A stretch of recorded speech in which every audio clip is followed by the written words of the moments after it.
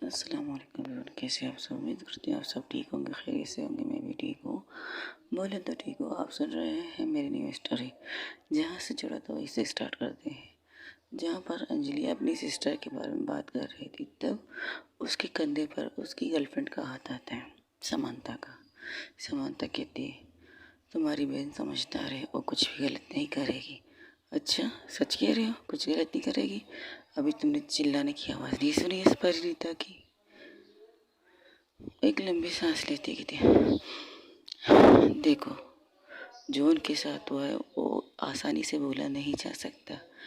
उसने बचपन से इन सारी चीज़ों को फेस किया है। बचपन से पैदा होते ही उसने फेस किया इन सारी चीज़ों को। तब तक उसने, जब तक समझ आई थी, तब तक बहुत देर हो चुकी थी। वो हद से ज़्यादा वो चीज़ों को अपने ऊपर ले चुकी है। अगर कोई आके उसे ये कहे ना, बचपन में तुम इस तरह दिखती थी, अब तुम बहुत ज़्यादा खूबसूरत लग रही हो, तो इस बात को कभी यकीन नहीं करेगा। थोड़ा वक्त दो, उनके रिश्ते को थोड़ा वक्त दो, हालात को सुधरने दो, फिर देखते हैं क्या होता है। अगर नहीं सुधरे तो इतना मुझे लगता है, मुझे भी अब लगने लगता है, जिस तरह दादाजी को लगता है कि परिणीता उसकी लाइफ में को सुधारने के लिए आई है। ऊपर वाले की तरफ से गिफ्ट है उसके लिए। जो तकलीफ, जो दर्द उसने सही है ना, वही तकलीफ, वही दर्द परिणीता उसका दूर करेगी। हाँ, उसके लिए उसके थोड़ा दर्द मिलेगा, थोड़ा, कह नहीं सकती कि थोड़ा बहुत ज़्यादा नहीं, कुछ नहीं कह सकती, लेकिन दर्द तो उसे मिलेगा। अब उस दर्द के साथ उसे थोड़ा बहुत एडजस्ट भी करना होगा, और उसके साथ उसे परिणीता को, कनिष्का को समझना होगा। और उसे समझने के लिए उसकी पूरी किताब को तुम लोगों को उसको खोल के सुनाना पड़ेगा, पढ़ के सुनाना पड़ेगा। जिससे अगर वो किताब पढ़ के, तुम लोग पढ़ के उसे सुनाओगे तो वो समझ जाएगी। और ये बात ज़रूरी है, अब उस किताब को तुम्हें पढ़ के उसे सुनाना, दादाजी को नहीं। दादाजी नहीं करेंगे कभी भी उस दर्दनाक चीज़ों को, वो कभी भी किसी और के सामने बयान नहीं करेंगे। उसके लिए हिम्मत चाहिए, हौसला चाहिए, तो शायद दादाजी में नहीं है। उनका दिल कमज़ोर है। वो खुद को ताकतवर ज़रूर दिखाते हैं, खुद को तो हैप्पीनेस दिखाते नहीं। वो डरते हैं, उस लम्हे से डरते हैं। जैसे कि अभी तुमने कहा, तुम्हारी बहन के अंदर एक शैतान सोई है, अगर वो शैतान उठी तो बहुत कुछ तबाह कर देगी। इस चीज़ से वो डरते हैं। और तुम चाहती हो कि परिणीता तुम्हारी बहन को समझे, तो उसके लिए तुम्हें उसके किताब को खोल के उसे सुनाना पड़ेगा। कनिष्का की ज़िंदगी पर बुक्स, उसे खोलो, उसे पढ़ के उसे सुनाओ, उसे उन चीज़ों के बारे में बताओ जो चीज़ें तकलीफ़ देती है कनिष्का को, जिस लफ्ज़ से उसे तकलीफ़ होती है, ताकि आगे जाकर परिणीता वो लफ्ज़ इस्तेमाल ना कर पाए। समंता की बातें सुन रही थी अंजलि। अंजलि कह रही थी, ये तो तुम बिल्कुल ठीक है, लगता है अब इस किताब को उसे पढ़ना ही पड़ेगा, या उसे पढ़ के सुनाना ही पड़ेगा। ठीक है, कल सुबह मैं यही काम करूँगी। सबसे पहले तो कह नहीं सकती क्योंकि कनिष्का उसके साथ होगी, कल की भी छुट्टी है ना उसकी, तो सारी बातें मैं उसे समझा दूँगी। और कोशिश करूँगी, ये भी कोशिश करूँगी कि उसके, लेकिन मैं एक चीज़ फिर से भी सोच रही हूँ, क्या कि इन बातों का उस पर गलत असर ना लो, गलत उल्टा ना ले लो। कुछ चीज़ें अपनी गलती से, अपनी नादानी में मुंह से ना निकाली, जिससे उसकी ज़िंदगी थोड़ी बहुत फिर से हिल बन सकती है परिणीता की। तो कंफ्यूज कर रहे हो तुम, बताऊँ या नहीं बताऊँ? कंफ्यूज तुम्हें भी हो, क्या कह सकते हो, क्योंकि जिस ज़िंदगी को, जिसका किताब तुम पढ़ना चाहती हो, उस किताब में बहुत सी ऐसी चीज़ें हैं जो गलती से किसी के भी मुंह से निकल गई ना, तो उसकी ज़िंदगी ज़बरदस्त इल बन सकती है। और परिणीता एक मासूम सी कली है, और उसके साथ ऐसा कुछ होना नहीं चाहिए। पता नहीं, वो दोनों एक साथ खड़े होकर बालकनी में खड़े थे, अब बाहर नहीं, बालकनी के अंदर, मतलब डोर खोल के, ज़रूर डोर खोला था बालकनी का, लेकिन डायरेक्ट रूम के अंदर से ही बालकनी के बाहर का नज़ारा देख रहे थे। वहाँ चाँद बहुत खूबसूरत से चमक रहा था। तब अंजलि कुछ कहने ही वाली थी, तब समर्थ उसके कंधे से पकड़कर अपनी तरफ घुमा के कहती, तुम्हें नहीं लगता कि तुम्हें मुझ पर थोड़ा ध्यान देना चाहिए? 1 साल बाद हम मिल रहे हैं, 1 साल बाद मैंने तुमसे रूबरू बात कर रही हूँ। इन 1 साल बाद तुम्हें कितने मिस किया है मैंने, तुम्हें नहीं पता। तब अंजलि उसकी तरफ देखी कहती, मैंने भी तो तुम्हें बहुत मिस किया है। आई नो, दीदी ने आने से मना किया था और तुम उनकी वजह से मजबूर थी। हालांकि तुम्हें छुट्टियां भी दी थी दीदी ने, लेकिन तुमने इस चीज़ को एक्सेप्ट नहीं किया था। तुम्हारे वादे से बंधा हूँ, जब तक कनुष्का यहाँ नहीं आएगी तो तुम मत आना, यही कहा था ना तुमने मुझसे।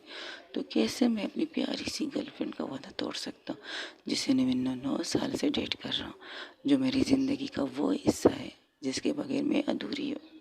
उसकी हर बात, हर लफ्ज़, हर आंखों पर उसकी मोहब्बत के लिए मैं तो कुछ भी कर सकता हूँ। आई एम सॉरी, मैंने तुम्हें कुछ ज़्यादा ही प्रेशराइज किया ना अपनी बहन के साथ रहने के लिए। थोड़ी बहुत नहीं, बहुत ज़्यादा किया है। हाँ, ये सच है। फर्स्ट ऑफ ऑल जब तुमने मुझे कहा ना कि मुझे अपने इतनी बड़ी बिजनेस को छोड़ के तुम्हारी दी के साथ काम करना पड़ेगा, उनकी पर्सनल सेक्रेटरी करना पड़ेगा, मुझे ऐसा लगा तुम्हारी दिमागी हालत में थोड़ी सी ख़राबी चल रही है, उसे दिखाना पड़ेगा। लेकिन फिर भी मैंने इंजॉयमेंट के लिए कह दिया, ठीक है चलो देखते तुम्हारी दी के साथ रहकर क्या होता है। 1 महीने रही, 2 महीने रही, जैसे रही वैसे वैसे वो किताब खुलती गई मेरे सामने। और जो खुलना स्टार्ट हुआ, जिसके बाद दादाजी ने मुझे इस तरह की सारी चीज़ें समझे तो मैं शौक। मैंने सोचा नहीं था कि कनिष्का के साथ इतना कुछ हुआ था बचपन में। फिर इसके बाद मैं दिल से उनके साथ थी, कभी तुम्हारे कहने पे नहीं। और दिल की गहराइयों से मैं उनकी बहुत इज्जत करती हूँ, बहुत ज़्यादा। हाँ, खुद को बुरा दिखाते हैं वो, लेकिन बुरे हैं नहीं। लोगों से नफ़रत करते हैं, खूबसूरत चीज़ों से नफ़रत करते हैं। अंधेरे से दोस्ती बहुत है। जब जब कोई मीटिंग रहती है तो अंधेरे में रखते हैं, उनसे मिलने के लिए लोग आते हैं तो अंधेरे में आते हैं। कुछ लोग तो उन्हें पागल भी कहते ये क्या पागल है, किस तरह की काम करती है। लेकिन उनके मुंह के सामने कहने किसी की हिम्मत नहीं होती। तो आई होप सो, और डोंट वरी, सब कुछ ठीक हो जाएगा। And I love you so much, ये कहकर उसके माथे पर प्यार से किस करते, उससे साइड से हक करते, कहते कुछ अपनी बातें करें। अगर आपकी दी की बातें हो गई है तो तब कहती, हमारी जब भी मुलाकात होती है, जब भी मैसेजेसों पे बात होती है, कनुष्का पहले आती है ना। हाँ, ये बात तो तुमने सही कही, कनुष्का पहले आती है। लेकिन मुझे पता है कि तुम अपनी बहन से बहुत प्यार करती हो, और डोंट वरी, सब कुछ ठीक हो जाएगा। वक्त और हालात पे छोड़ दो। ये कहकर उसे हक करके वो लोग वही बालकनी की साइड में एक छोटी सी चेयर है, वो अंदर रूम के अंदर चेयर है, वहाँ पर जाके बैठ जाते हैं और कहते, क्या इतने 1 साल में क्या किया? 1 साल में बहुत कुछ किया। तुम्हारी बहन की टॉर्चर को बर्दाश्त किया। अभी तो तुमने कहा था कि मुझे तुम्हारी बहन के बारे में बात नहीं करनी, और अभी तुम खुद कह रहे हो। यार क्या करें, 1 साल का टॉपिक जो छेड़ोगी ना तुम, इस 1 साल में टॉपिक के तुम्हारी बहन ही आएगी और कुछ नहीं। और तुम्हारी मैसेजेस आएंगे जो मेरे दर्द दिल को ठंडक देने के लिए होती थी, और बहुत अच्छी होती थी। जब जब मैं दर्द में रोने वाली थी तब तुम्हारी खोल मैसेजेस आके इस दिल को सुकून देती थी। उसका हाथ ले जाकर अपने दिल पर रख दिए और कहती, यहाँ एक ठंडक सी महसूस होती थी जब तुमसे बात होती थी। फिर बोल जाती थी, क्या किया कनिष्का ने, क्यों किया, बॉस ने, छोड़ो, हमारी गर्लफ्रेंड्स हमारे साथ है, ये सोचती थी। और दोनों एक दूसरे से बड़ी प्यार से बात कर रहे थे। तो कहती है, हैप्पी एनिवर्सरी स्वीटहार्ट। समंता कहती है, 9 साल हो चुके हमारे इस रिश्ते को। इन 9 सालों में हमने अपने रिश्ते को किस तरह छुपा के रखा है सबसे, एवरीवन। हाँ, हो सकता है। तो समंता की बात काट के अंजलि कहती, नहीं, इनमें से बहुत से लोग नहीं, मॉम को पता है तुम्हारे बारे में। क्या? दादाजी को पता है तुम्हारे बारे में। क्या मजाक कर रही हो ना, उन्हें कैसे पता? देखो, अगर करीबी मेरी दादाजी ऐसे ही तो तुम पर भरोसा नहीं करते ना, जिसे ने कनिष्का की हर बात को उसके सामने खोल के रखा था, याद है ना तुम्हें? ओह शिट, तो इसलिए रखा था। क्योंकि तुम उनकी पोती की ज़िंदगी हो और तुम मेरी ज़िंदगी हो। और मोम को बताना इसलिए ज़रूरी था क्योंकि मोम पढ़ाई के बाद मेरे लिए रिश्ता ढूंढ रही थी, जो मुझे नहीं करनी थी यार। तो तुम पढ़ना भी तो नहीं चाहती, बस जितना पढ़ लिया उससे समझ सूझ बूझ तो हो गई है ना, इससे क्या ज़्यादा पढ़ना।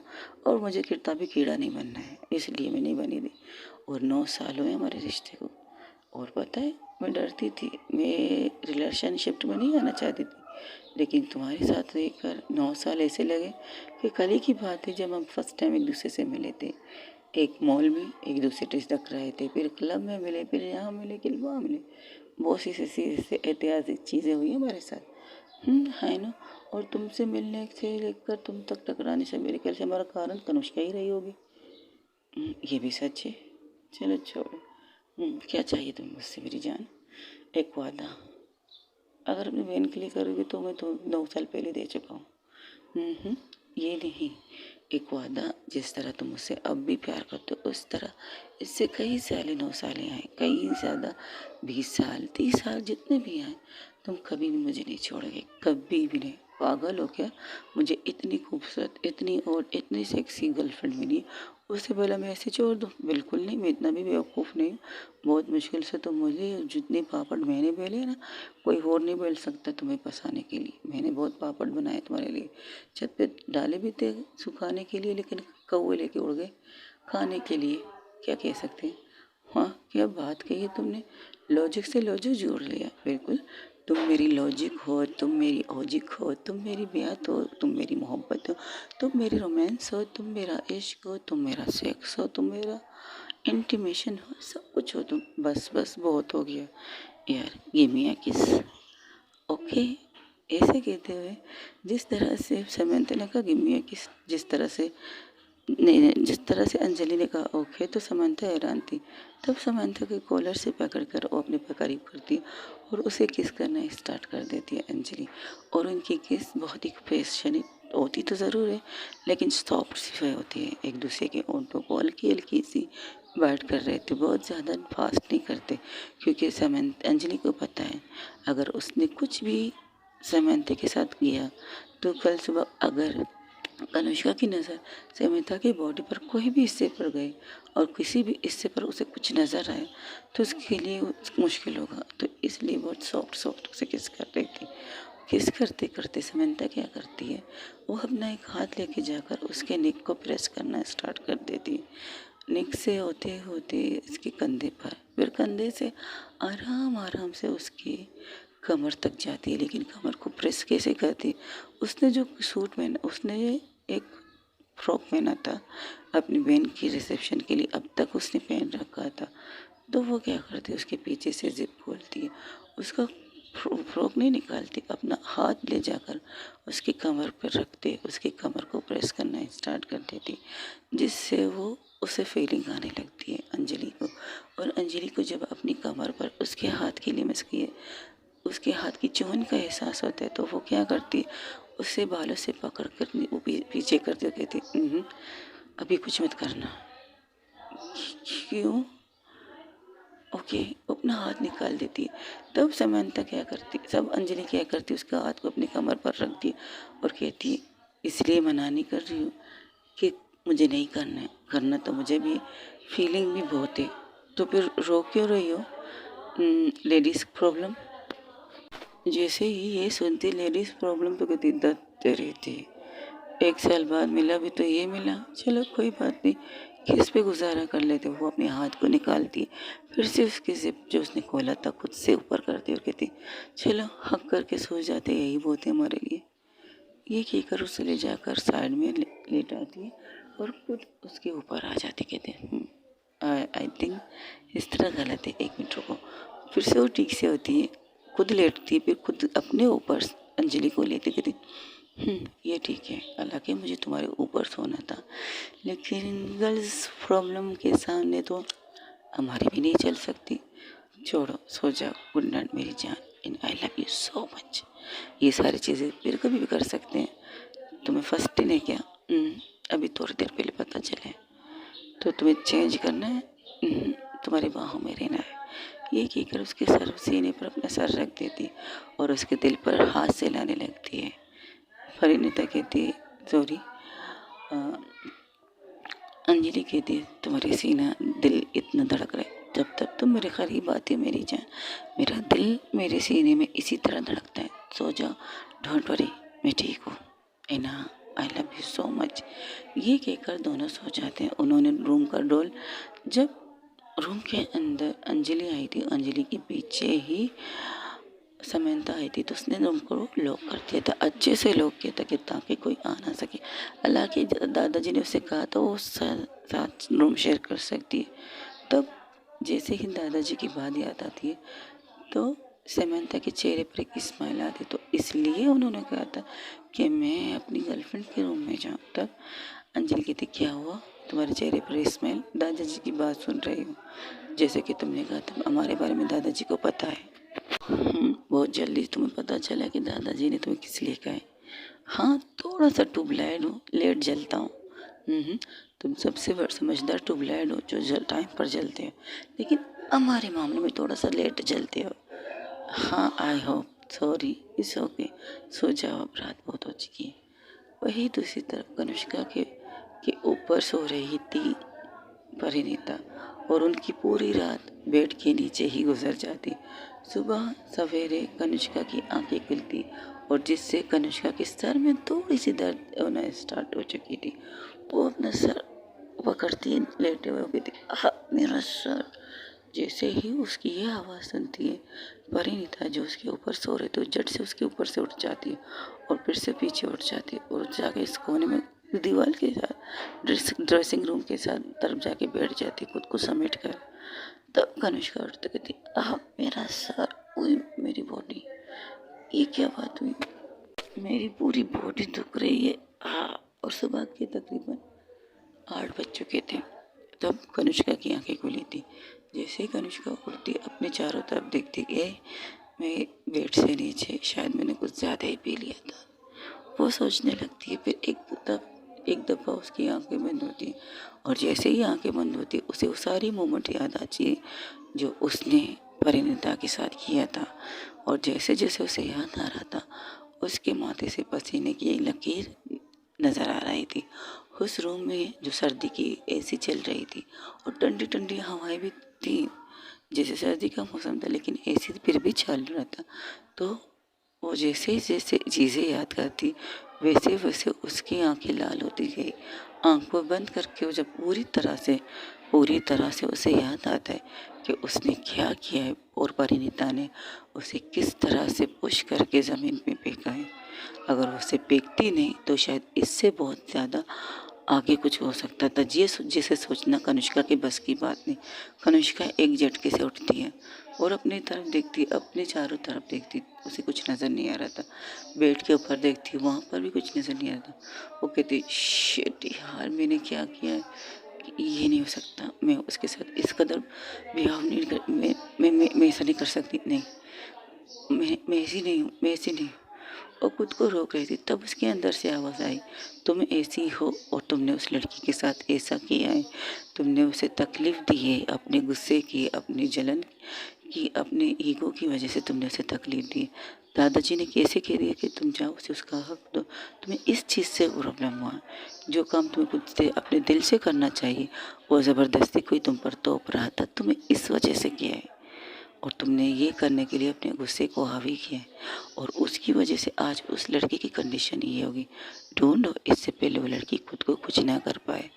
जब जब तुमने उसकी बातें सुनी, तुम्हें इतना तो यकीन होना चाहिए कि आज तक उसे किसी ने छुआ नहीं, और इस वे में तो नहीं जिस वे में तुमने उसे छुआ है। यानी कि तुम उसके साथ ज़बरदस्ती करना चाहते हो, और ज़बरदस्ती का मतलब समझते हो, एक इंसान को बिना उसकी इजाज़त से छूने को रेप कहते हैं, और तुम उसका नहीं, मैं ऐसा नहीं कर रही थी। मुझे गुस्सा आ रहा था, मुझे गुस्सा उसकी बातों में आ रहा था। वो जो कह रही थी ना, वो मेरी बात काट रही थी, तब इसका दिल कहता है, तो क्या हुआ अगर वो तुम्हारी बात काट रही थी, क्या उसे तुम्हारे बारे में पता है? तुमने ज़बरदस्ती ले देकर उसके भाई को चीज़ बताकर उससे शादी करने के लिए फोर्स किया है, और तुम्हें लगता है कि वो तुम्हारी दौलत के पीछे है। लेकिन जिस तरह से कल रात जिस तरह तुमने उसे कैश दिए, चेक दिए, तो शायद वो उन्हें लेकर भाग गई होगी। हाँ, वो भाग गई होगी। वो अपने दिल से बात करते हुए कहता है। तब दिल कहता है, अच्छा, अपने दिल पर हाथ रख के कहो कि उसे पैसे की तलब थी, और उन पैसों को उनसे मिलने के बाद वो यहाँ नहीं रुकेगी, वो चली जाएगी। अगर दिल पर कहे, मैं कहूँ हाँ वो चलेगी, तो बता देना कि हाँ वो चलेगी, लेकिन ऐसा कुछ नहीं है, वो नहीं जाएगी, वो बिल्कुल भी नहीं जाएगी। हाँ, क्यों जाए, उसने इतने सब कुछ मिलने वाला है। खुद से जो कर रहे हो, खुद को समझा रहे हो। कनिष्का मेरा, खुद को समझाना थोड़ा सही समझाओ, सही चीज़ों को समझो। और तुमने उसके साथ गलत किया है, बहुत ज़्यादा गलत किया। तो तुम चुप रहोगे? मुझे देखने दो कहें। हाँ देखो देखो, जैसे तुम कह रही हो ना मुझसे, शायद वो तुम्हारे पैसे लेकर, तुम्हारे जो गिफ्ट तुमने से दिया उसे लेकर भाग गई होगी अपने भाई के साथ। ऐसा है क्या? तुम्हारा घर कोई अच्छा, तुम्हारा घर क्या है? इसके बाहर 10 से ज़्यादा सिक्योरिटी गार्ड खड़े हैं, घर के अंदर कैमरे लगे हुए हैं, तो बेवकूफ़ है क्या वो अपने पैसे लेकर भाग जाएगी? सीरियसली वो ऐसी लड़की नहीं है। उसे अगर पैसे चाहिए होते ना तो कब की अपनी खूबसूरती को पेश किया होता उसने, जैसे कि तुमने फील किया है। हाँ, मुझे ऐसा लगा किसी ने रात को मेरे दिल पर मार कर मुझसे कहा है कि मैंने उसके साथ गलत किया है। तो उसने कहा, तब उसका दिल कहता है हाँ उसने मुझसे कहा है और मैंने सुना भी है और उसकी महसूस भी कर रही हूँ कि कनिष्का मेरा ने उसके साथ गलत किया। तुम चुप रहोगी? नहीं, यह सच का आईना दिखाना मेरा फ़र्ज़ है तुम्हें। और अपने अंदर के उस शैतान को मत जगाओ जो शैतान बरसों पहले सोया हुआ है। उसे जगाओगी तो सब कुछ बर्बाद हो जाएगा। वो लड़की नाजुक सी है, उसे प्यार से हैंडल नहीं कर सकती तो उसे अपनी गंदी हरकतों से हैंडल मत करो। अपने अंदर के शैतान को निकाल कर उसके ऊपर मत थोपो। मैं शैतान नहीं हूँ, नहीं हूँ शैतान। हाँ, दादाजी ने तुम्हें बांध के रखा है ना, इसलिए तुम शैतान नहीं हो, वरना तुमसे बड़ी शैतान इस दुनिया में कोई नहीं है। याद है ना तुम्हें? तब कहते तुम चुप रहो, तुम चुप रहो। ये कहकर उठ के बैठ जाती, उठती है, जैसे ही उठती अपने बेड साइड के ऊपर उसकी नज़र जाती है एक कोने में जहाँ वो चेक बुक कैश वहाँ पर पड़े थे। तब दिल को ऐसे लगते, दिल हंस रहा था उस पर। वो कहते हाँ देखा, मैंने कहा था ना उसे, मैंने भी तुमसे कहा ना कि मेरे पास इतने पैसे हैं तो इस पैसे की वजह से मेरे साथ ही रह रही। यही कहा मैंने तुमसे, सुना नहीं तुमने? तो कहती अच्छा चलो, ये बहाना भी ठीक है तुम्हारा। देखती कब तक तुम्हारे केश को, पैसे को पेश करती वो लड़की। तब वो एक कोने में देखती ड्रेसिंग रूम में जो परिणीता उसे गौर से देख रही थी। उसे लग रहा था कि वो पागल है, वो साइको है, उसे दो रूप आते। तब परिणीता को देखकर कनिष्का एक लंबी सांस लेती, थैंक गॉड ये ठीक है। जब कनिष्का ये देखती है कि हाँ वो इस रूम में है, ड्रेसिंग टेबल के पास ही समेट के बैठी है खुद को, तो उसके करीब जाने लगती है। तब कनिष्का को अपने करीब आते देखकर परिणीता कुछ ज़्यादा ही खुद को और ज़्यादा खुद में डालने की कोशिश करती है और ज़्यादा सिमट के खुद को अंदर छुपाने की कोशिश करती है। जब ये चीज़ देखती है तो कनिष्का को खुद से ज़्यादा शर्मिंदगी होती है। नहीं, ये नहीं होना चाहिए था। तब कनिष्का उससे कुछ ना कहकर वॉशरूम की तरफ बढ़ती है, जाके फ्रेश होती है। फ्रेश होने के बाद वो जब वापस बाहर आती है और कहती है देखो मुझसे डरो मत। मुझे नहीं पता था मैंने तुम्हारे साथ ऐसा क्यों किया। I am sorry, I am really sorry. मैं गलती से। आप शराब पीते हो? तब वो कहती है हाँ मैं शराब पीता हूँ, लेकिन प्लीज़ प्लीज़ तुमसे रिक्वेस्ट कर सकती हूँ, तुम्हें ऑर्डर नहीं दे सकती। मैं जब शराब पीऊँ तो एक कोने में जाके बैठ जाना, कुछ भी मत कहना, कुछ भी नहीं। तुम कहोगी तो मुझे गुस्सा आएगा और शायद मुझे गुस्सा आएगा तो मुझ पर मेरी जो कंट्रोल सेल्फ है वो खो जाएगा। लफ्ज़ों से कहती हूँ, प्लीज़ हो सके तो जब मैं शराब पीऊँ तो मेरे सामने मत आना। जब मैं गुस्सा करूँ तो मुझसे बदतमीज़ी से बात मत करना। मतलब ये मेरी बात का जवाब मत देना। इस चीज़ से मुझे हर्ट होता है, इस चीज़ से मुझे गुस्सा बहुत ज़्यादा आता है और शायद गुस्से में मैं वो कर जाती हूँ जो मुझे नहीं करना चाहिए। मेरे अंदर एक शैतान है, वो सो रहा है, उसे सोने दो प्लीज़। हो सके तो अपनी सेफ्टी के लिए कह रहा हूँ, अपनी सेफ्टी के लिए नहीं कह रहा, तुम्हारी सेफ्टी के लिए कह रहा हूँ। मैं बहुत बुरी इंसान हूँ, बहुत ज़्यादा, और शायद मुझे लोग कुछ और भी समझते हैं, बट आप ऐसे कैसे कर सकते हैं मेरे साथ? कर नहीं सकता, कर चुका हूँ, मजबूरी में किया है, गुस्से में किया। तुम्हें फर्स्ट टाइम किस किया और फर्स्ट टाइम तुम्हें बैठ किया था वो दादाजी की वजह से किया था, क्योंकि दादाजी तुम्हें मुझ पर तोप रहे हैं और मुझे ये नहीं करना। मुझे सेक्स और इंटीमेशन नहीं चाहिए। ये क्या होती है? कितनी मासूम हो तुम क्या? सीरियसली लोगों की आंखों से पढ़ सकती कि उसे तुम्हारी बॉडी से, जिस्म से क्या चाहिए, और जब मैं तुम्हें मुंह से कह रही हूँ तुम ये कह रही हो, ये क्या बात हुई? तो अच्छा हाँ, ज़बरदस्ती वाला काम जो आपने मुझसे किया है आज रात को, आई एम सॉरी। मैं तुम्हें टच नहीं करूँगी इसके बाद। इसके बाद टच करूँ या ना करूँ मुझे नहीं पता, लेकिन जब जब मैं गुस्से में आऊँगी तो मुझे शराब पीनी पड़ेगी, और मुझे शराब पीने वाले लोग पसंद नहीं। जैसे ये सुनती है कनिष्का कहती है ये तो बहुत अच्छी बात है, तुम मुझे पसंद मत करो, ये मैं कह सकती हूँ। आई थिंक तो एक काम कर सकते हैं, मैं जब शराब पीऊँगी तुम इस रूम में मत आना, क्योंकि मैं ये शराब अपने रूम में पीती हूँ, बाहर की दुनिया में नहीं। बाहर की दुनिया में एक डेसन बनती रहती हूँ, अंदर की दुनिया में इस रूम के अंदर मेरी दुनिया है, मेरी ये दुनिया जो मेरी अपनी है, और यहाँ पर मैं कुछ भी कर सकती हूँ। शराब पीती हूँ, शराब पीने के बाद सो जाती हूँ। लेकिन कल तुम मेरे सामने थी, तुमसे बात कर रहे थे, तुमने मेरी बातों ने जवाब जो आ रहे थे वो मुझसे मुझे गुस्सा आ रहा था, तो मैंने ये सब किया, वरना मैं ऐसा नहीं करती। आई एम रियली सॉरी इस चीज़ के लिए भी और उस चीज़ के लिए भी। ये जो मैंने पोस्टली तुम्हें किस किया इसके लिए, और उसके बाद जो हरकत मैं तुम्हारे साथ कर रही थी उसके लिए I am really sorry. I hope मैं दोबारा से कोशिश करूँगी ये चीज़ तुम्हारे साथ ना करूँ, फोर्सफुली तो नहीं, ज़बरदस्ती भी नहीं। अगर ज़बरदस्ती करा जाए तो उसे रेप कहते हैं। कनिष्का की बात काट के परिणीता कहती, जैसे ये सुनती उसके कानों और आंखों के लाल हो जाते हैं। तो वो कहती मैंने तुमसे कहा ना मुझे बहस करने वाले लोग पसंद नहीं। जैसे ही परिणीता ये सुनती वो चुप हो जाती है। तब कनिष्का कहती जाओ उठो, फ्रेश हो जाओ, नहा लो, कपड़े बदल लो, इन गाउन को छुड़ा लो खुद से। जब तक मैं बैठी हूँ कंप्यूटर के सामने, वो अपना लैपटॉप लेकर जाके एक सोफे पर बैठ जाती है। अब उनकी बातें ख़त्म, ये शायद कनिष्का ने ख़त्म की है। अगर बात होती तो और बात बढ़ती, और बात बढ़ते बढ़ते फिर से कनिष्का को गुस्सा आता है। तो कनिष्का क्या करती है, सोफे पे बैठकर अपनी आंखों पर ग्लासेस लगा लेती, क्योंकि उसकी आंखें लाल हो चुकी थी और इन लाल आंखों को वो किसी को दिखाना नहीं चाहती थी। लेकिन उसके हाथ काँप रहे थे, उसके हाथ इसलिए काँप रहे थे जिस तरह से परिणीता ने कहा मेरा रेप कर रही थी। आप फोर्सफुली मेरा रेप कहते हैं इसे। जैसे ये सुनते फिर उसके कानों से ऐसा लगता है ज्वाला सी निकल रही थी, कानों गर्म हो चुके थे। उस बात को सुनते सुनते वो अपने कानों को अपने हाथों से मसलने लगती है, यानी कि जैसे कि सहला रही हो उसे, उन्हें ठंडा करने के लिए।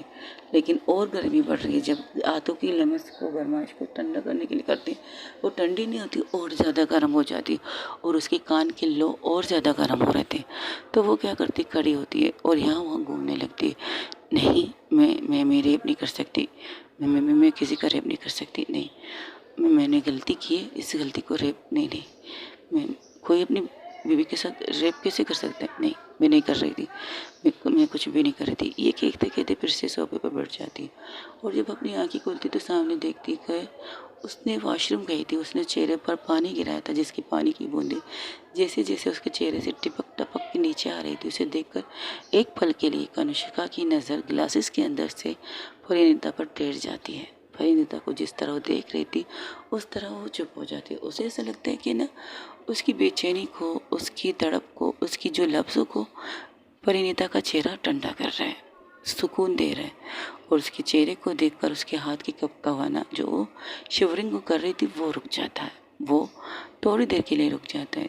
तब कनिष्का क्या करती हो, खड़ी हो तो कहते तुमने चेंज क्यों नहीं किया? तो कहती मेरे पास कोई कपड़े नहीं है, और इस कपड़े के अलावा मेरे पास और कपड़े नहीं। कल जो पहन के आई थी तो मैंने सर्वेंट को, मतलब मेरे नौकरानी के मेरे पास, मेरे जहाँ से मैं तैयार होकर पोलर से आ रही थी वो सारे कपड़े नौकरानी लाई थी, मुझे नहीं पता वो कहाँ है, एक ही जोड़ी है मेरे पास। ओह शिट, ये बात है, तो रुको। वो क्या करती है, वो सर्वेंट को कॉल लगाती है, उससे कहती है कल रात मैडम के कपड़े आपको दिए गए। वो कहती मैम अभी लाती हूँ। ये कहकर वो भाग के वो शॉपर जो उन्होंने दिया था उस शॉपर से दूसरे शॉपर में शिफ्ट हो चुके थे कपड़े। ये कहती ये शॉपर नहीं था। जी मैडम, वो क्या है ना, आपके कपड़ों को ड्राइंग किया गया, मतलब धो दिया गया था, तो इस वजह से ये शॉपर में आया। हो थैंक यू सो मच, तुम एक काम करो ये कपड़े पहनो, फिर हम शॉपिंग करने जाते हैं। नहीं मेरे पास कपड़े हैं, बट मेरे पुराने घर में जहाँ मैं रह रही थी तुमने तो घर बेच दिया है। कनिष्का अब नॉर्मल कोशिश कर रही है कि उससे नॉर्मल बात करे। शायद परिणीता भी चाहती है कि नॉर्मल ही बात हो, इससे ज़्यादा कुछ ना। तो कहती हाँ लेकिन हम अपने घर में एक कमरे में किराए पे रहते, तो मेरे कमरे में वो सारी चीज़ें हैं। तो ठीक है, तुम ये कपड़े बेच लो, फिर हम पहले तुम्हारे घर जाएंगे, वहाँ से सामान लेंगे, फिर चाहे तो हम शॉपिंग मॉल में जाएंगे। जल्दी करो, तुम्हारे पास सिर्फ 10 मिनट है और मुझे टाइम वेस्ट करना पसंद नहीं है। तो कनिष्का जैसे ही परिणीता जैसे ही सुनती है वो वॉशरूम की तरफ जाती है। वॉशरूम जाके फ्रेश होकर बाहर आती है और जैसे ही बाहर आती है कपड़े बदलती है, उसे देखकर एक नॉर्मल था सूट जो उसने उस टाइम से पहना है जब से वो हॉस्पिटल से घर तक आए। तो लेकिन अब वो सूट थोड़ा साफ हो चुका है, वो कपड़े धुल चुके थे, इसलिए उसे अच्छा लगा। तो उसे लेकर वो बाहर निकलती है। वो किसी की तरफ नहीं देखती क्योंकि सुबह सवेरे दादाजी भी उठते हैं, लेकिन दादाजी आज शायद अपने रूम से बाहर नहीं निकल रहे थे। कनिष्का का शायद सामना नहीं करना चाहते थे। जो कुछ अंजलि ने उसे कहा है उन्होंने गलत तो नहीं कहा है, वो अपनी पोती को गलत रास्ते पर चढ़ाने के लिए कह रहे हैं और शायद इस लफ्ज़ से उसे और ज़्यादा हर्ट हो सकते, इसलिए दादाजी आज रूम से बाहर नहीं निकले थे। लेकिन वहाँ पर थी कनिष्का की मॉम मिसेस मेहरा। उन्हें इग्नोर करके कनिष्का परिणीता का हाथ पकड़ के उस घर से निकल जाती बाहर। तब वो डर जाती है, वो कुछ कहना चाहती थी लेकिन वो कह भी नहीं पाती। तब परिणीता देखती है उनकी कश्मकश को रुकती है, लेकिन कनिष्का आगे जाना चाहती थी। लेकिन जिस तरह परिणीता रुकती है और परिणीता फुली फोर्सफुली रुक जाती है और रुकने से उसको ऐसा लगता है कि कनिष्का भी रुक चुकी है, तो अपने सर पीछे करके कहती है वो मैं अपने सामान लेने जा रही हूँ, जहाँ हम रहते थे वो कपड़े वगैरह वो लेने। तो उसकी मम्मा कहती इसकी क्या ज़रूरत है। कनिष्का का पकड़ उसके हाथ पर बहुत ज़्यादा फोर्सफुली हो रहा था, लेकिन उसे इस चीज़ से कोई प्रॉब्लम नहीं थी। सामने अगर कोई बड़ा खड़ा है उससे बता कर बाहर निकलना ज़रूरी। तो उसके हाथ की जो दर्द हो रहा था उसको इग्नोर करके सिर्फ इतना कहती मैं। तो वो समझ जाती उसके चेहरे की एक्सप्रेशन देख के कि उसे कुछ चीज़ों से दर्द हो रहा। जब उनकी नज़र जाती उन दोनों के हाथ पर, जिस तरह से कनिष्का ने उसका हाथ पकड़कर प्रेस कर रही थी, उसे लगा उन्हें रोकना ठीक नहीं, तो वो अपनी आंखों से इशारा कर देती। इनके लिए इतना ही काफ़ी था कि उस लड़की घर छोड़ के नहीं जा रही। लेकिन कल रात जो चीख उसकी निकली थी रूम के बाहर, उसे सुनने के बाद उसे दर्द हुआ कि उनके किए की सज़ा अब एक मासूम को भुगतना पड़ रहा है। जब उसके ससुर जी आते हैं तो कहते क्या हुआ, तुम यहाँ भूत बन के खड़ी हो, बाहर क्या देख रही हो। कनिष्का बाहर गई परिणीता के साथ। क्या कहाँ गई वो, क्या उसको नहीं, वो परिणीता ने कहा है कि उसके घर जा रही कपड़े लेने के लिए, जो कपड़े वगैरह शायद उसकी कुछ ज़रूरी चीज़ें उन्हें लेने गई है। Thank God. पापा आपसे कुछ बात करनी है। अब तुम पूजा की तरह सुबह सवेरे मुझे ये मत कहना कि मैंने गलत किया। तो आप मानते हैं ना आपने गलत किया। आने दो, मुझसे बात करूँगी। इस चीज़ को यहीं पर रोक देती हूँ। आई होप सो अब रुक जाए वो, वरना आप जो एक बात कहते हो उसको पकड़ के बैठ जाती है आपकी पोती। ये कहकर वो किचन की तरफ बढ़ती जहाँ पर उन्होंने नाश्ता तैयार किया था। जो नाश्ता बनाती है वो अपने ससुर जी के सामने रखती, कहती नाश्ता करेंगे या सबका इंतज़ार करेंगे, आज शायद भूख मर चुकी है बेटा। ये कहकर वो फिर से अपने रूम की तरफ जाते हैं। तब अपने ससुर जी को आज फर्स्ट टाइम उन्होंने इस तरह देखा है, वरना वो कभी इस तरह नहीं थे, जैसे कि वो खुद से टूट चुके हों और उन्होंने जो बात कही वो गलत है। उनका कंधा झुका हुआ था, ऐसे लग रहा था एक रात में वो वर्षों के बीमार लग रहे थे। वो ये चीज़ नहीं देखना चाहती थी। तब उनके सामने आके कहती है अगर आप कुछ खाएंगे नहीं तो बीमार पड़ जाएंगे, इससे आप अपनी पोती को संभालेंगे कैसे। आप अच्छी तरह जानते हैं कि आप इस घर का एक पूरा छत हो, पिल्लर वाली छत, जो उसके साथ पिल्लर हो उसके ऊपर वो छत है। आप हमारा साया है जिसे हमें छाँव देता है धूप से बचाने के लिए। उस धूप को आप इस घर में आने नहीं देते। अगर आप वो हट गए, धूप अंदर आई तो सब कुछ बर्बाद हो जाएगा, सब कुछ जल के राख हो जाएगा। तो प्लीज़ आइए बैठिए। ये कहकर उन्हें बिठाती है और अपने हाथों से उन्हें नाश्ता खिलाने लगती है। जब वो उसके हाथों से नाश्ता खा रहे थे तो उनकी आंखों से 2 बूंद आंसू निकल जाते। दादाजी की आंखों से 2 बूंद आंसू निकलते, उनके गाल से फिसलते हुए नीचे आ रहे थे। तब कनिष्का की माँ क्या करती, अपने हाथ के पीछे पुश से उनको साफ करके कहती इस तरह मत कीजिएगा, अगर आप इस तरह करेंगे उसे और ज़्यादा हर्ट होगा। और मैंने उसकी तरफ देखा कि वो कल रात के अपने उस चीज़ से परेशान थी। उसके चेहरे से नज़र आ रहा है शायद माँ अब मैं बनी उसके लिए, पहले नहीं थी। उसकी परेशानी, उसकी दर्द, उसकी तकलीफ़ से मुझे कोई परवाह नहीं थी, लेकिन अब होती है, मुझे भी दर्द होता है। तो उनकी अभी आंखों से आंसू आते। तब मिस्टर मेहरा बाहर आते कहते वाह क्या बात है, सुबह सवेरे सास ससुर के बीच में क्या बातें हो रही है। हालांकि उन्हें पता है वो क्या बात कर रहे हैं, लेकिन वो इस माहौल को थोड़ा लाइट करने की कोशिश करते। तब उनकी वाइफ कहती कुछ नहीं, अभी आके नाश्ता कीजिए। इस तरह बड़े आराम से सब लोग उठ के आते हैं और सबके सर झुके हुए थे। कल रात की जिस चीख ने, परिणीता की चीख ने उस घर के रूम के बाहर निकली थी। हालांकि सबको दादाजी ने मना किया उस रूम के आसपास भी नहीं रहे, लेकिन कनिष्का के उस दर्द ने परिणीता को चीखने पर मजबूर किया था और उस चीख ने उस पूरे घर को हिला के रख दिया था। जिस तरह से कनिष्का ने परिणीता को बाइट किया था, वो बाइट नहीं था, उसे बाइट नहीं कह सकते, उसे काटना कहते हैं। जो एक इंसान, नॉर्मल इंसान किसी इंसान को काटेगा, जिसे दर्द देने के लिए काटेगा, उसकी दर्द इससे कई लोग सुन सके, ऐसी दर्द जो शायद कनिष्का दे चुकी थी। तब सबकी तरफ देख कर कहती, क्या हुआ, यहाँ पर कुछ हुआ है क्या, कि तुम लोगों के चेहरे इतना उतरा हुआ है? कुछ नहीं हुआ है। तब उसकी बेटी कहती, आपने गलत किया है डैड, हमने तो गलत किया है कनिष्का के साथ, लेकिन कल रात आपने परिणीता के साथ गलत किया है। आपको पोस्ट नहीं करना चाहिए कनिष्का को इस चीज़ के लिए। तो कहते हैं, आने दो, माफ़ी मांग लूँगी उससे, डोंट वरी। तो आपकी माफ़ी मांगने से क्या उस लड़की का दर्द कम होगा? वैसे किसी ने जाकर उनके रूम में नॉक किया कि वो आए नाश्ता करने के लिए, क्योंकि परिणीता की फर्स्ट नाश्ता है।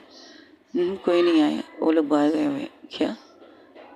तो मिसेस मेरा उन्हें सब बताते, तो कहते, आई होप वो लड़की दोबारा आए, वो आएगी, उसका भाई यहाँ पर है, आराम कर रहा है। जब वो बातें कर रहे थे, नर्स हुआ गया था कि कहते, मैडम प्रेम उठ चुका है, उनका नाश्ता।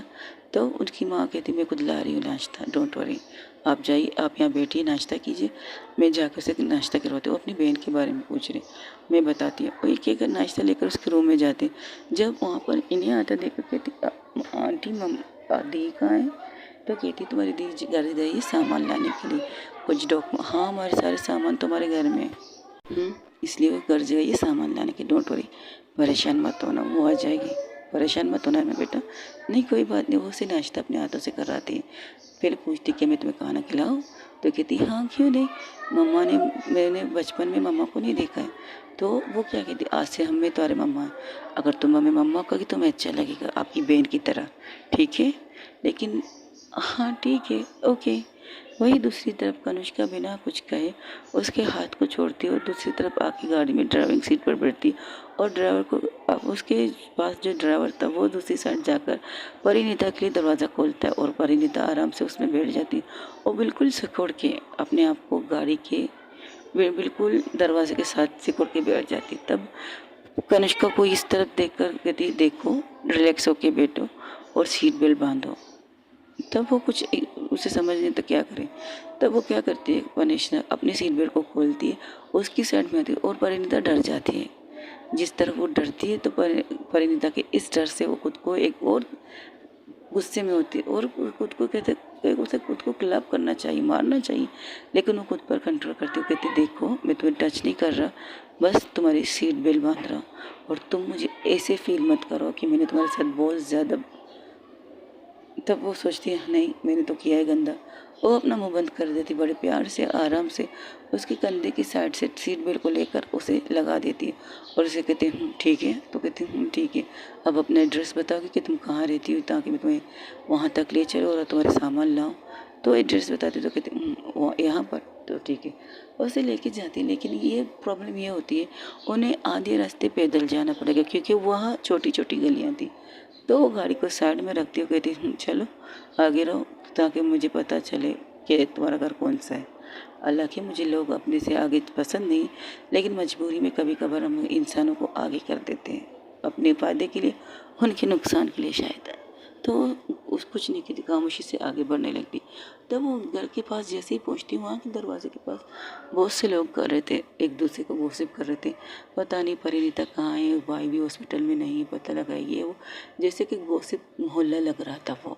तो वो जैसे एंटर करती, सब उसे देखते हुए तो सब भाग के आते, परिणीता के सर पर हाथ रख के कहते, बेटा तुम ठीक हो क्या? आंटी तुम्हें पता है हम हॉस्पिटल में 2-3 दफ़ा चक्कर लगा चुके। वो लोग अच्छे थे, गॉसिप कर रहे थे, लेकिन अच्छी वाली गॉसिप कर रहे थे। वो कहते, आंटी मैं ठीक हूँ और एक्चुअली मेरी शादी हो गई है ना, तो मैं अपने वाइफ के घर में रह रही हूँ। तो कहती, वाइफ?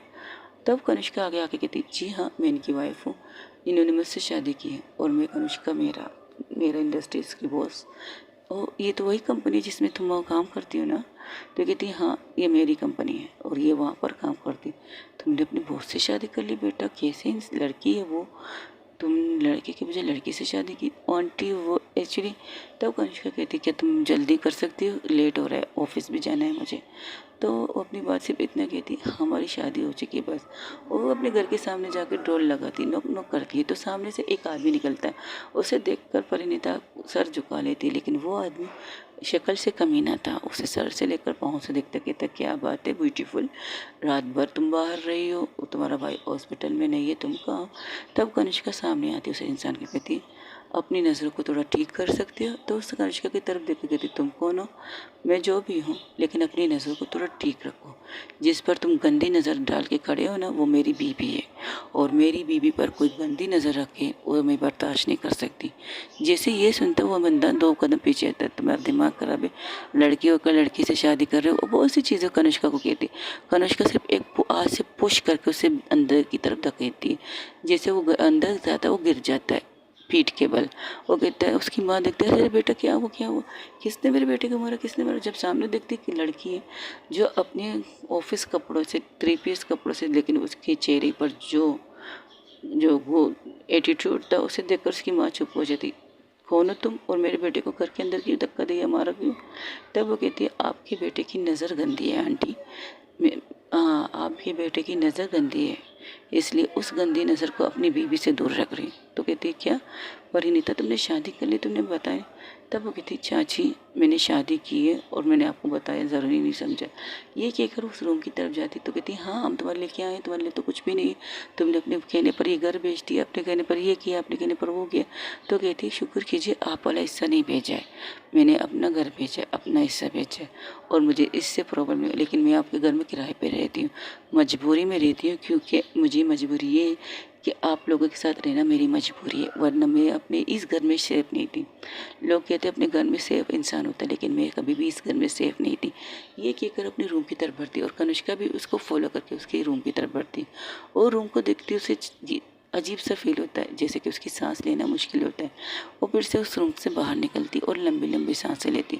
1-2 सांस कंट्रोल करके फिर से उस रूम के अंदर जाते। उस रूम की कंडीशन ऐसी थी जैसे कोई नौकरानी इस घर में रूम में बैठती है। लेकिन हाँ, कमरा साफ था, गंदी नहीं थी, म्यूनिसिपलिटी नहीं थी, लेकिन एक छोटा कमरा, एक छोटी बेड, उस बेड के साइड में एक इस फर्श जहाँ पर शायद कनुष्का सोती थी, वहाँ पर उसके भाई 2 लोग एक इस जगह कैसे रह सकते।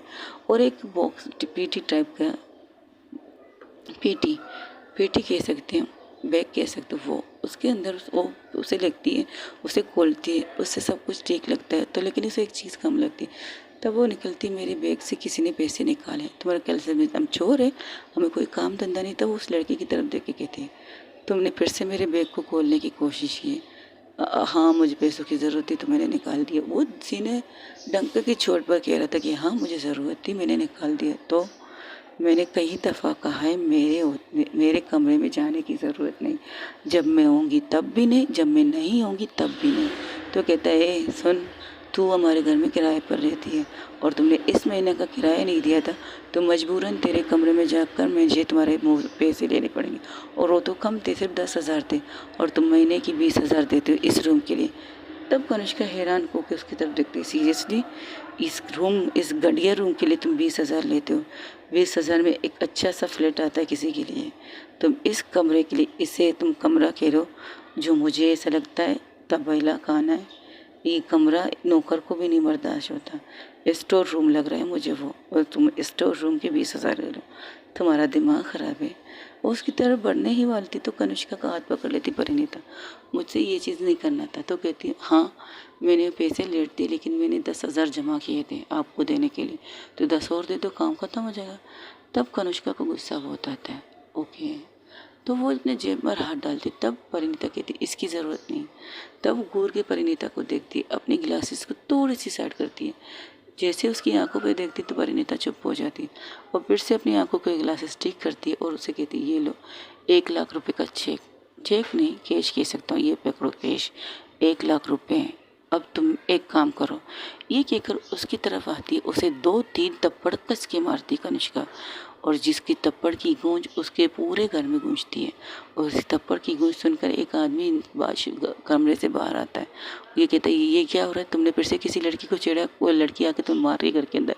तो कितनी बार कहा है ऐसी हरकतें करना बंद करो। और बाप भी आके उसे 2-3 लगा देता है। तब कनिष्का के पीछे देखती तो परिणीता तो कहती, बेटा तुम कहाँ थी? कल से तुम्हें देखने के लिए हॉस्पिटल गया था। तो उसकी सी बीवी घूर के उसे देखती, लेकिन उसकी अपनी बीवी की नज़रों को इग्नोर करके वो अपनी भतीजी के पास जाती। तो कहती, मैं ठीक हूँ चाचा जी, बस हॉस्पिटल से ये मेरी वाइफ है। तो कहती, अच्छा तो तुमने शादी कर ली? तब वो कनिष्का की तरफ आके देखती, कहती, मेरी बेटी बहुत अच्छी है, उसका ख्याल रखना और इसे दलदल से निकालने के लिए शुक्रिया। मैं हाथ जोड़ के तुमसे शुक्रिया कहता हूँ कि मेरी बेटी को इस दलदल से निकाला, इन मनुष्यों से बचाया। थैंक यू सो मच बेटा। और तुम किस लिए से मार रहे हो अब समझ में आया। और फिर से उसको लड़के को थप्पड़ मारते, कहते हैं, आपको नहीं लगता कि आपकी भतीजी आपके घर में किराए पर रहती? तो कहती, मजबूरी है बेटा, मजबूरी, वरना इन लोगों के मुंह कौन लगता है? मेरी बीवी है लेकिन जंगली है, लेकिन मेरी भतीजी का ख्याल रखना, वो बहुत मासूम है। ये कहकर वो अपनी बेटी को, अपनी भतीजी यानी कि परिणीता को गले लगाती कहती, माफ़ करना कि मैंने अपने चाचा होने का हक कभी अदा नहीं किया। तब परिणीता कहती, कोई बात नहीं, मैं समझती हूँ आपकी बात को। ये कहकर परिणीता कहती, चले? तो कहते, बस यही बैग है? जी हाँ, मेरे सारे डॉक्यूमेंट्स वगैरह भी देख लिए, और मेरे जो बाइक की मेडिकल चीज़ें हैं वो भी मैंने रख दी हैं। एक नज़र फिर से रूम में देखो, क्योंकि दोबारा मैं इस इलाके में आना पसंद नहीं करूँगी। तो कहती, कोई बात नहीं, मुझे भी इस इलाके में दोबारा नहीं आना है, तो मैं अच्छी तरह से सारी चीज़ें देख चुकी हूँ। तो कहती, ठीक है। वो उसे लेकर निकल जाती। तो अभी तकरीबन 10 बज चुके, रात सुबह के 10 बज चुके थे। और उसे जैसे निकलती, उस गलियों से उसको जो से निकलती, लेकिन वहाँ पर जितने भी लेडीज़ थे, जो अच्छी आंटियाँ थी, जो अच्छे अंकल थे, वो आ रहे थे और परिणीता के सर पर आशीर्वाद दे रहे थे, और उसे उसकी ज़िंदगी में खुश रहने की दुआएं दे रहे थे। जिसे सुनकर परिणीता के चेहरे पर एक दर्द सी स्माइल आती। वो कुछ कहती नहीं, बस सबकी ब्लेसिंग लेकर वहाँ से निकल जाती। जैसे ही गाड़ी में बैठती तो कनिष्का कहती, अब तो भूख लगी होगी तुम्हें भी और मुझे भी, एक काम करते, पहले नाश्ता करते फिर कोई और काम करते। ये कहकर कनिष्का से लेकर जाके एक छोटे से रेस्टोरेंट में जाके बिठाती और उससे कहती, बताओ तुम्हें क्या मुझे भूख, देखो अगर मैं एक बार कहूँ कि बताओ तुम्हें क्या करना है तो बता देना, क्योंकि मैं बार बार कहने वाली, मुझे एक स्ट्रॉन्ग चाय चाहिए। ओके। वो वेटर को इशारा करती, वेटर आता है, उसे कुछ दे कहता है, कुछ स्नैक वगैरह और कुछ बिस्किट और चाय लेने के लिए कहता है, और खुद के लिए वो ब्लैक कॉफ़ी की ऑर्डर करती। तो वेटर चला जाता है। तो कहती, आपको कॉफ़ी पसंद है? डार्क ब्लैक कॉफ़ी मुझे पसंद है। आप चाय नहीं पीते? नहीं, लोग कहते चाय पीने से रंग जलता है, और मैं अपना रंग जलाने के लिए कॉफ़ी पीती हूँ, तो ज़्यादा बेस्ट होता है ना, कम से कुछ ज़्यादा ही जल जाए मेरा रंग, वैसे भी मेरा रंग तो जला हुआ है, इससे ज़्यादा क्या काला करना। और खुद से कहती, खुद ही चुप हो जाती है। तब परिणीता भी सर झुका लेती। थोड़ी देर बाद वेटर उनके इस ऑर्डर लेकर आते और परिणीता बहुत ही मुश्किल से चाय 2-3 बिस्किट लेने लगती। तब परिणीता की तरफ देखकर कहती, मैंने ये स्नैक फालतू में तो नहीं मंगवाए, खा लो, तुम्हें भूख है, तुम्हें एनर्जी की ज़रूरत है, थोड़ा रात को भी शायद तुमने कुछ खाया नहीं। वो सर झुका देती। उसे याद आता है वाकई रात में इतने सारे लोगों की मिन्नतें करने के बाद भी उसने कुछ खाया नहीं था, और वाकई उसकी एनर्जी तो लो होने वाली थी। तो वो क्या करती है, मजबूरन कुछ खाना स्टार्ट कर देती। जैसे जैसे खा रही थी, कनिष्का सिर्फ उसे गौर से देख रही थी। तब कनिष्का को खुद को देखा, कहती, क्या आप नहीं खाओगे? हाँ, क्यों नहीं। वो एक स्नैक लेती जो परिणीता खा के साइड में रख चुकी थी। तो कहती, ये झूठा है तो क्या हुआ, तुम्हारे जूते खाने से मुझे बीमारी होगी क्या? तुम बीमार हो तुम्हें हेड से? वो कहती, छी, ये क्या बात हुई, ये कैसी बातें कर रही हो? जैसे तुम कह रही हो कि झूठा है, तो मुझे सवाल पहले यही आने वाला है ना कि तुम्हें हेड से वगैरह का प्रॉब्लम है क्या? अगर नहीं है तो आराम से मैं ये कह सकती हूँ। ये कहकर उसे खाना स्टार्ट कर देती। जो जो उसने छोड़ा था आधा उसे खाना लगती। मेरे दादाजी कहते हैं खाने की वेस्टिंग नहीं होनी चाहिए, तो इसलिए मैंने ये खाना खाया। तुमने छोड़ा तो मैंने खा लिया, इसकी वेस्टिंग नहीं होगी, अभी इनकी बारी है। तो वेटर को इशारा करती, कहती, ये पार्सल करके गरीबों में दे देना, और वहाँ फिर बिल देकर वहाँ से निकल जाती, और बिल भी अच्छा खासा देती है। और जैसे ही वहाँ से निकलती है तो कहते हैं, अब क्या करें, आई थिंक हमें शॉपिंग करने ले चाहिए। ये कहकर उसका हाथ पकड़ती, गाड़ी में बिठाती, खुद ड्राइविंग सीट पे बैठती और गाड़ी स्टार्ट करती। वो कहती, नहीं मेरे पास कपड़े हैं, जैसे कपड़े तुम पहनती हो ना, मुझे ऐसा लगता है कि मैं एक कंगाल पत्नी हूँ, मेरे पास पैसे नहीं, इसलिए मैं तुम्हारी शॉपिंग नहीं करवा सकती। और ये बात झूठी है जो मुझे साबित करनी है, ये कहकर वो उसे लेके जाती है। ओके गाइस, आज के लिए इतना ही। हो सके तो मेरी स्टोरी को लाइक शेयर कमेंट सब्सक्राइब ज़रूर कीजिएगा और बताइए कि ज़रूर कि आपको मेरी स्टोरी कैसी लगी। और कल संडे है, कल मेरी न्यू स्टोरी आएगी। शायद मेरी ये स्टोरी नहीं आ पाए कल के दिन, एक दिन मैं इस स्टोरी को छुट्टी देने वाली हूँ, और लेकिन संडे के दिन मैं अनजानी सी वो मेरी न्यू स्टोरी एलिन वाले उसे लाने वाली हूँ। तो प्लीज़ हो सके तो कोऑपरेट कीजिए, अपना ढेर सारा ख्याल रखिएगा। अल्लाह हाफिज़, टेक केयर, बाय बाय। दुआओं में याद रखिएगा। पहले से बता रही हूँ, ये ना हो कि आपने हमें बताया नहीं, आपने ये नहीं किया, बिल्कुल शिकायत मत कीजिएगा। और हाँ, हेबी कश्यप जी के लिए वो स्टोरी मुझे संडे को रिकॉर्ड करनी पड़ेगी। ठीक है गाइस, और कमेंट्स और चीज़ों के लिए मुझे बहुत बहुत शुक्रिया। और यार गाइस, प्लीज़ हो सके तो सब्सक्राइब करवा दो। दोस्त हो ना तुम मेरे, और अच्छी अच्छी बातें भी कर रहे हो, अच्छी अच्छी बातें का जवाब भी दे रही हूँ, रिकॉर्डिंग के ज़रिए, टाइपिंग के ज़रिए नहीं दे रही। और आप लोग सोच रहे क्या मैं माँ, मुझे पढ़ना नहीं आता, लेकिन मैं पढ़ के आप लोगों की मैसेजेस को जवाब दे रही, बिल्कुल नहीं। मैंने एक ऐप डाउनलोड किया है जिस ऐप से मुझे पता चल रहा है कि आप लोग क्या लिख रहे हैं, लेकिन जो खालिस इंग्लिश है ना, ABCD वाली इंग्लिश, वो इंग्लिश में आती है, और इसके लिए मुझे किसी को पकड़ के रखना पड़ता है, पढ़ो इसमें क्या लिखा है, और वो बंदा मुझे पढ़ के सुनाता है कि इसमें क्या लिखा है। बाकी आपके जितने भी मैसेजेस हैं उनको मैं इस ऐप के ज़रिए देखती हूँ और समझती हूँ और आपको जवाब दे देती हूँ, यानी कि दिल बेचती हूँ। Thank you so much guys, अपना ढेर सारा ख्याल रखिएगा। अल्लाह हाफिज़, टेक केयर, बाय बाय। और हाँ, रमज़ान की खुशियाँ मनाइएगा ज़रूर। और जो आप लोगों की चल रही है, दिवाली चल रही है, मेरा मतलब